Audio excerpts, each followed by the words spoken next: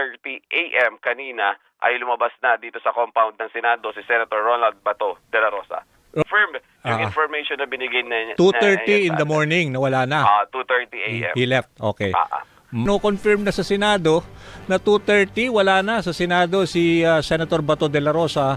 So ang info mo naman sa airport, saan ba? Terminal 3 o Yan kasi Sir Danny, yung sa Senate muna, no? Kasi may logout records ang Senado. Tsaka nakamanman din talaga sila doon. Kahit nakaalyado yan, kahit pro Duterte, hindi nila pwedeng alisin yung CCTV tsaka yung logout books. So ang sinasabi ko sa iyo, hindi lang si Bato de la Rosa ang umalis ng 2:30 a.m. Kasi nga nasa logout din na si Robin Padilla ay umalis din 2:35 a.m. according to the logout records. So according to my Tweety Bird, pumunta sila sa NAIA 3. Which is the domestic terminal, if correct me if I'm wrong, Okay. Sir Danny. And pumunta